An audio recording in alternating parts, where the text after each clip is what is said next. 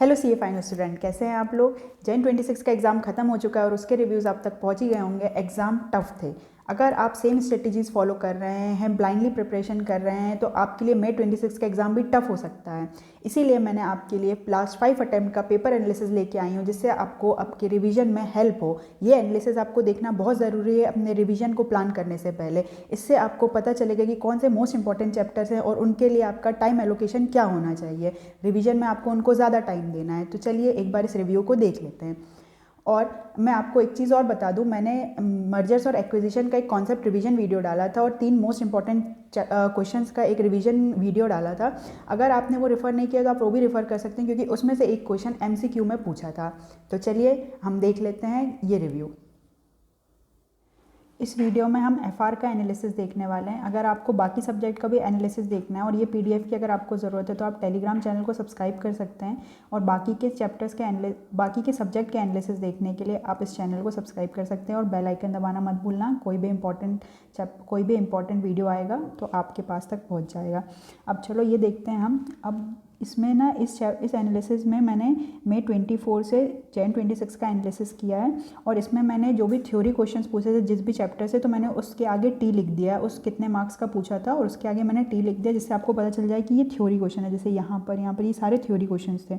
और ये जो Jan 26 में एक कैपिटल बजटिंग का एक न्यू केस स्टडी आई थी जो कि थोड़ी सी अलग थी, तो मैंने उसके आगे न्यू लिख दिया, तो ये आपको पता चल जाएगा।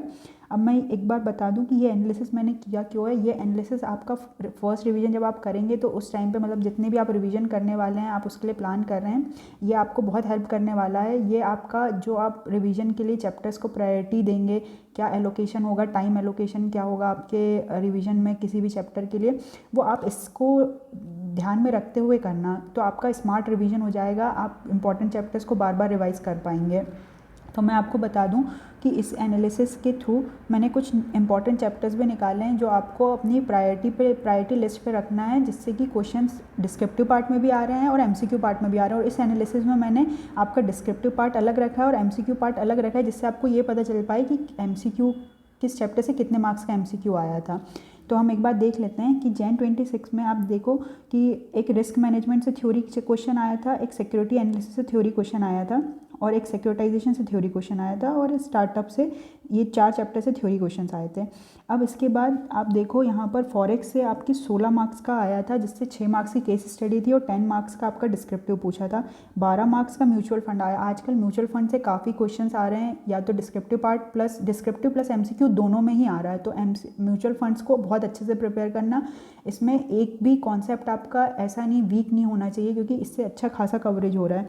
और जो लोग ये सोच रहे हैं कि डेरिवेटिव और फॉरेक्स को थोड़ा थोड़ा करके चले जाएंगे, तो ऐसा बिल्कुल भी मत करना, क्योंकि देखो हर अटैम्प्ट में डेरिवेटिव 6 मार्क्स, 8 मार्क्स, 4 मार्क्स ये आ ही रहा है। जैसे हम यहाँ पर देखें, सितंबर में 4 मार्क्स का डिस्क्रिप्टिव और 6 मार्क्स की केस स्टडी थी, और अगर आपने कॉन्सेप्ट अच्छे से क्लियर नहीं करे तो केस स्टडी सॉल्व करने में दिक्कत हो सकती है। तो आपके कॉन्सेप्ट अच्छे से क्लियर करना।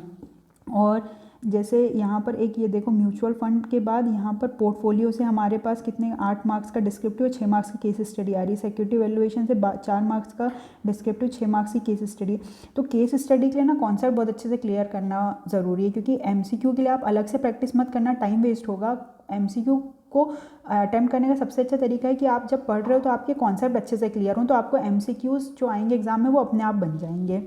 ठीक है। अब इसके बाद यहाँ पर मैं आपको बता दूँ कि अगर आप सेलेक्टिव स्टडी करना चाह रहे हो, या कुछ ऐसा सोच रहे हो कि मैं ABC एनालिसिस फॉलो करके कर लूँगा, तो ABC एनालिसिस फॉलो तो कर लेना, लेकिन उसमें ये ध्यान रखना कि आप जो भी कंप्लीट कर रहे हो उसको 100% कवरेज करना, उसका मतलब ऐसा करना कि सारे कॉन्सेप्ट आपके क्लियर हों।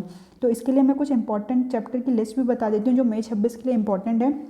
फॉरेक्स IFM और डेरिवेटिव IRM, ये दोनों को एक साथ करना है। जब आप फॉरेक्स करो तो IFM उसके साथ ही निपटा लेना। ये दोनों का कवरेज मैं बता दूं। देखो फॉरेक्स आया था 10 मार्क्स का और 6 मार्क्स की MCQ, और यहाँ पर 6 मार्क्स का IFM से एक अलग क्वेश्चन आया था। तो ये तीनों को ही मिला के आप देखो कि कितने 16 मार्क्स यहाँ पर हो गए, 6 मार्क्स अकेला ये दोनों ने कवर कर लिया। तो यहाँ पर आप IFM और फॉरेक्स को बहुत अच्छे से करना, सारे कॉन्सेप्ट क्लियर करना, इसमें हर क्वेश्चंस को एक बार कर लेना, और इसमें से इंपॉर्टेंट क्वेश्चन निकाल लेना कि जिसमें आपको डाउट हो रहा है या फिर जिसको करने में आपने गलती करी थी, वो वाले क्वेश्चंस की लिस्ट अलग बना लेना, क्योंकि इसमें नंबर ऑफ क्वेश्चंस ज़्यादा ज़्यादा हैं। अब डेरिवेटिव और IRRM में क्या करना है, देखो मैं इसमें बताऊँ, डेरिवेटिव 8 मार्क्स का आया था और IRRM आपकी 6 मार्क्स का एक क्वेश्चन आया था। तो ये वाला पार्ट भी आप बहुत अच्छे से करना। ये दोनों, ये चारों चैप्टर ना अच्छा खासा कवरेज करते हैं। और इसमें जब अगर MCQ आ गए तो आपको MCQ सॉल्व करने के लिए कॉन्सेप्चुअल क्लैरिटी चाहिए, तो इसको बहुत अच्छे से प्रिपेयर करना। अब म्यूचुअल फंड से आजकल MCQ भी पूछ रहे हैं और डिस्क्रिप्टिव पार्ट भी पूछ रहे हैं, तो आप ये वाला म्यूचुअल फंड को तो बहुत बहुत बहुत अच्छे से करना। जैसे आप देखो यहाँ पर पहले 8 मार्क्स का आया था एक बार, फिर उसके नेक्स्ट अटैम्प्ट में देखो नवंबर 24 में म्यूचुअल फंड सिर्फ 6 मार्क्स का आया था। लेकिन मई 25 से देखो, मई 25 से मैं अगर मैं आपको बताऊं तो मई 25 से ये आया था 7 मार्क्स का डिस्क्रिप्टिव और 6 मार्क्स का आपका MCQ, फिर 11 मार्क्स का डिस्क्रिप्टिव और 6 मार्क्स का MCQ, और इस बार 12 मार्क्स का डिस्क्रिप्टिव आया है। तो म्यूचुअल फंड बहुत अच्छे से कर लेना। पोर्टफोलियो तो आपको पता है कि इंपॉर्टेंट है, वो हर बार ही आता है। इसमें नंबर ऑफ क्वेश्चंस बहुत ज़्यादा हैं, तो जब आप रिवाइज़ करो तो इसमें से आप क्वेश्चंस कम करते जाना। जैसे जैसे आप रिवाइज करोगे बार बार आपको कॉन्सेप्चुअल क्लैरिटी आती जाएगी, क्वेश्चंस इजी लगने लगेंगे। या जो डाउटफुल हैं या फिर जो क्वेश्चंस आपको नहीं बन रहे हैं, जिसमें आपने गड़बड़ गई थी, तो उनकी लिस्ट अलग बना लेना। सिक्योरिटी वैल्यूएशन, ये भी चैप्टर बहुत इंपॉर्टेंट है। सिक्योरिटी वैल्यूएशन में आप देखो 10 मार्क्स का आया था, एक बार पिछले अटैम्प्ट में 12 मार्क्स का पूछा था, तो मतलब 10 से 12 मार्क्स का तो ये पूछता ही पूछता है। देखो इसमें नवंबर 24 में सबसे ज़्यादा ये 18 मार्क्स का पूछा था। इससे अकेले से MCQs 18 मार्क्स के आए थे।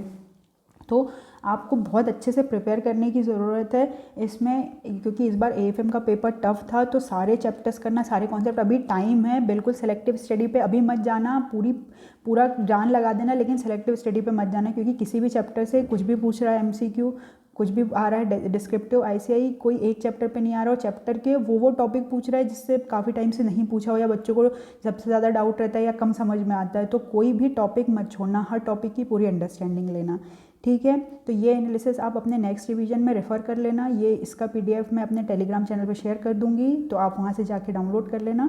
अब आज के लिए बस इतना ही, हम मिलते हैं बहुत जल्दी नेक्स्ट एनालिसिस में ऑडिट के पेपर के लिए। तो जब तक के लिए बाय बाय।